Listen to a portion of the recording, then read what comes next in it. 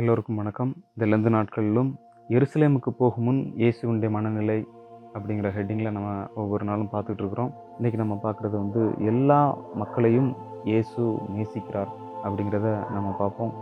லூக்கா 9வது அதிகாரம் 51, 52, 53 வாசிக்கிறேன். பின்பு அவர் எடுத்துக்கொள்ளப்படும் நாட்கள் சமீபித்த போது அவர் எருசலேமுக்கு போக தமது முகத்தை திருப்பி தமக்கு முன்பாக தூதர்களை அனுப்பினார். அவர்கள் போய் அவருக்கு இடத்தை ஆயத்தம் பண்ணும்படி சமாருடைய ஒரு கிராமத்திலே பிரவேசித்தார்கள். அவர்கள் எருசலேமுக்கு போக நோக்கமாக இருந்தபடியால் அவ்வூரார் அவரை ஏற்றுக்கொள்ளவில்லை. 54 அவருடைய சீஷராகிய யாக்கோபும் யோவானும் அதை கண்டபோது, ஆண்டவரை எலியா செய்தது போல வானத்திலிருந்து அக்கினி இறங்கி இவர்களை அழிக்கும்படி நாங்கள் கட்டளையிட உமக்கு சித்தமா என்று கேட்டார்கள். அவர் திரும்பி பார்த்து, நீங்கள் இன்ன ஆவி உள்ளவர்கள் என்பதை அறியீர்கள் என்று அதட்டி, மனுஷகுமாரன் மனுஷனுடைய ஜீவனை அழிக்கிறதற்கு அல்ல, ரட்சிக்கிறதற்கே வந்தார் என்றார்.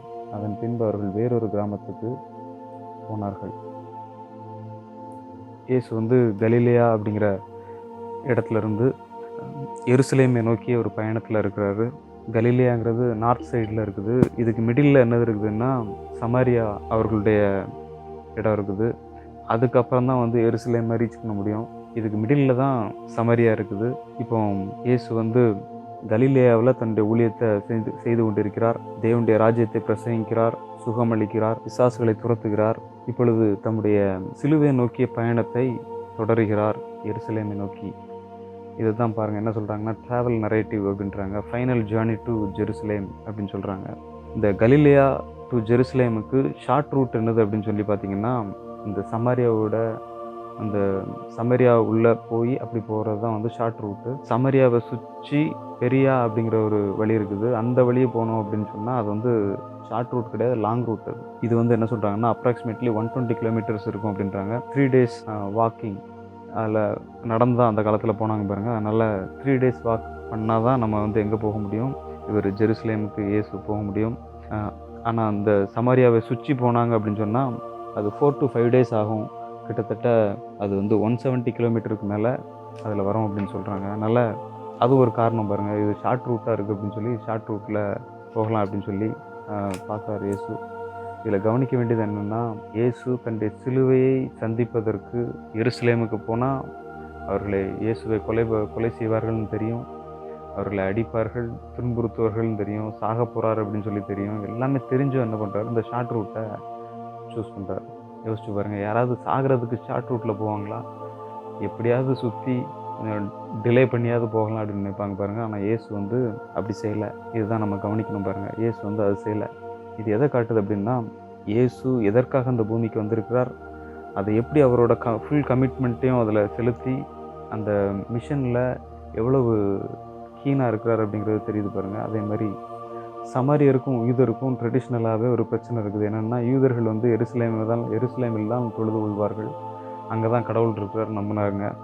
ஆனால் சமாரியர்கள் கெரிசீம் அப்படிங்கிற ஒரு மலையில் தான் நம்ம தொழுது கொள்ளணும் அப்படின்னு சொல்லி உங்களுக்கு தெரியும் பாருங்கள். ஏற்கனவே இயேசுட்டே சமாரிய ஸ்திரீ இதை பற்றி கேட்டிருக்கிறான். நீங்கள் கொஞ்சம் வாசித்து பார்த்தீங்கன்னா அதில் உங்களுக்கு டீட்டெயில் கிடைக்கும் பாருங்கள். இதேமாரி நிறைய பிரச்சனைகள் இருக்குது. இவங்களுக்கு ரிலீஜியன் ரிலேட்டடாக நிறைய டிஃப்ரென்சஸ் இருக்குது. அதனால் இயேசு எருசலேமுக்கு போகிறார் அப்படின்னு சொல்லி தெரிஞ்ச உடனே இவங்க உள்ளே விட மாட்டாங்க. அதனால் என்ன பண்ணுறாங்க, சீஷர்கள் என்ன பண்ணுறாங்க, நம்மளே உள்ளே விடலையா அப்படின்னு சொல்லி சமாரியாவை எப்படியாவது வானத்திலிருந்து அக்கினி இறக்கி இதை ஒன்றும் இல்லாமல் ஆக்கிடுவோம் அப்படின்னு சொல்லி திங்க் பண்ணுறாங்க பாருங்கள். இயேசு அவர்களை அதட்டி என்ன சொல்கிறாரு, நீங்கள் இன்னும் ஆவி உள்ளவர்கள் என்று அறியீர்களா அப்படின்றாரு. இந்த சமாரியருக்காகவும் மறிக்கும்படி தான் இயேசு இங்கேயும் இருக்கிறாரு பாருங்கள். சமாரியாவுக்கு ஏன் போகணும்னு நினைக்கிறாருன்னா, இன்னொரு காரியம் என்னென்னா, அங்கேயும் போய் சுவிசேஷம் அறிவிக்கணும், அங்கேயும் அவர்கள் ரட்சிக்கப்படணும், நிறையா மக்கள் தேவனுடைய ராஜ்யத்தில் பங்கடையணும் அப்படின்னு சொல்லி அவர் விரும்புகிறார் பாருங்கள். எல்லா மனுஷரையும் அவர் நேசிக்கிறார், சமாரியர்களையும் அவர் நேசிக்கிறார் என்பதற்கு இது மிகப்பெரிய ஒரு ஆதாரமாக இருக்குது பாருங்கள். நம்மளும் புறஜாதி மக்கள் தான். இயேசுவுக்கு அவங்களுடைய இதில் நம்ம பிறக்கலை. ஆனால் பாருங்கள், நம்மை ரட்சிக்கும்படி அவர் நம்மளை தேடி வந்திருக்கிறார். யோசிச்சு பாருங்கள், நமக்கும் இயேசுவுக்கும் எந்த சம்மந்தமும் இல்லாமல் இருந்துச்சு. ஆனால் கர்த்தர் பாருங்கள் எவ்வளோ நல்லவராக இருந்தால் அவர் சமாரியாவுக்கு போகும்படி அவர் விரும்பி இருப்பார் அப்படின்னு சொல்லி பாருங்கள். போயிருந்தால் கண்டிப்பாக நிறைய பேர் ரட்சிக்கப்பட்டிருக்க சான்ஸ் இருக்குது. அவர் நிறைய தேவனுடைய ராஜ்யத்தை பிரசங்கிக்க சான்ஸ் இருந்திருக்குது. அவர்கள் பிசாசின் பிடியிலிருந்தும் வியாதியின் பிடியிலிருந்தும் வெளியே வர்றதுக்கு சான்சஸ் இருந்துச்சு. ஆனால் அதெல்லாம் மிஸ் பண்ணிட்டாங்க. ஆனால் இதில் ஹைலைட் என்ன அப்படின்னு சொன்னால், அவர் சமாரியரையும் ரட்சிக்கும்படி தான் இந்த பூமிக்கு வந்திருந்தார் என்பதை உறுதிப்படுத்தினார். நாம் ஜெபிப்போம். கர்த்தாவே, உம்மை ஸ்தோத்திரிக்கிறோம். கர்த்தாவே இயேசுவே, உம்மை ஸ்தோத்திரிக்கிறோம். ஆண்டவரே, எருசலேமுக்கு போகும்போது ஆண்டவரே, இந்த ஷார்ட்டஸ்ட் ரூட்டை நீர் ஆண்டவரே தேர்ந்தெடுத்திருந்த சமாரியாவின் வழியாக ஆண்டவரே போக வேண்டும் என்று நினைத்து, ஓ ஸ்தோத்திரம் கர்த்தாவே. இது சமாரியாவின் வழி சேஃப் ரூட் இல்லை அப்படின்னாலும் கூட கர்த்தாவே, நீர் ஆண்டவரே இந்த இந்த வழியாக ஆண்டவரே நீர் பயணம் செய்தீர். நீர் ஆண்டவரே அந்த மக்களை எவ்வளவாய் நேசித்தீர் என்பதை ஆண்டவரே இதிலிருந்து விளங்குகிறது. கர்த்தாவே, நீ ஸ்தோத்திரிக்கிறோம். நீர் ஆண்டவரே எங்களையும் அப்படியே ஆண்டவரை நேசிக்கிறீர். நீர் ஆண்டவரே எங்களை ரட்சிக்க வேண்டும் என்று விரும்புகிறீர். எங்களுடைய மக்களையும் ஆண்டவரே நீர் கல்வாரி சிலுவையிலே அவர்களுக்காகவும் நீர் மரித்திருக்கிறீர். கர்த்தாவே, இதை நாங்கள் ஆண்டவர் விளங்கிக் கொள்ள உதவி செய்யும். நீர் ஆண்டவரை புறஜாதி மக்களுக்காகவும் கர்த்தாவே நீர் ஆண்டவரை சிலுவையில் அடிக்கப்பட்டு அவர்களுடைய பாவங்களை நீக்கும்படியாகவும் ஆண்டவரே அவருடைய துன்பங்கள் வேதனைகள் எல்லாவற்றையும் நீக்கும்படியாகவும் நீர் சிலுவையில் அடிக்கப்பட்டீர் என்பதை ஆண்டவரை அறிந்து கொள்ள ஒவ்வொருவருக்கும் கிருபை செய்யும். கர்த்தாவே, இழந்த நாட்களில் கர்த்தாவே உடைய இருதயத்தின் ஆழங்களை ஆண்டவரை நாங்கள் அறிந்து கொள்ள எங்களுடைய மனக்கண்கள் திறக்கப்படட்டும். கர்த்தாவே, ஒவ்வொருவரையும் ஆசீர்வதியும். இதை கேட்டுக்கொண்டிருக்கிற ஒவ்வொருவருக்கும் விடுதலை உண்டாகட்டும். அவர்கள் சிலுவையை நோக்கி பார்க்கட்டும். கர்த்தாவே, நீரை பொறுப்படுத்திக் கொள்ளும். ஆசீர்வதியும். இயேசுவின் நாமத்தில் ஜெபிக்கிறோம் பிதாவே. ஆமென்.